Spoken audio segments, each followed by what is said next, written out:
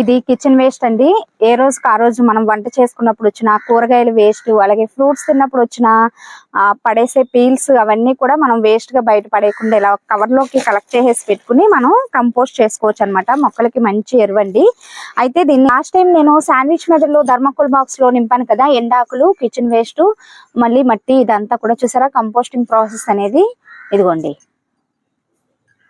Start అయింది. అయితే ఇలా రోజులు గడిచే కొద్దీ కూడా ఇలా నింపి పెట్టుకున్న కంటైనర్స్ కొంచెం మట్టి లోపలికి కుంగిపోద్ది అనమాట. సో దీనిలో మనం ఇంకా కిచెన్ వేస్ట్ ఇంకొక లేయర్ వేసుకోవచ్చు. దీంట్లో ఫ్రూట్స్ తిన్నప్పుడు వచ్చిన పీల్స్ ఇవన్నీ కూడా ఉన్నాయి.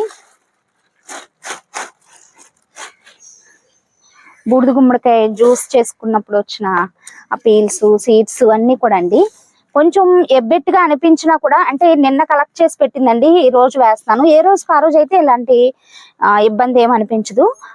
పైన మాత్రం మందంగా ఒక లేయరు మట్టిని వేసేసుకుంటే వాసన, పురుగులు అలాంటివి ఏమీ రాకుండా ఉంటాయండి. చాలా మంది కిచెన్ వేస్ట్ తో కంపోస్ట్ చేసుకునేటప్పుడు చేసే కంప్లైంట్ ఏంటంటే పురుగులు వచ్చేస్తున్నాయి, బ్యాడ్ స్మెల్ వస్తుంది అని చెప్పి పైన మందంగా మట్టిని వేసుకుంటే ఆ ప్రాబ్లం అనేది ఉండదండి. అయితే కంపోస్టింగ్ ప్రాసెస్ లో అక్కడక్కడ కొద్దిగా పురుగులు పడినా కూడా అవి పైకి రావన్నమాట. కొన్ని రోజులకు అవే చనిపోతాయండి, ప్రాబ్లం ఏమి ఉండదు. అయితే వర్షాకాలం కొంచెం తేమది తక్కువగా ఉండేటట్టుగా చూసుకోవాలి. పైన ఏదైనా మూతతో కవర్ చేసుకోవటం అలా చేయాలండి. వర్షాకాలం కంటే కూడా వేసవకాలం కంపోస్టింగ్ ప్రాసెస్ అనేది స్పీడ్గా ఉంటుంది.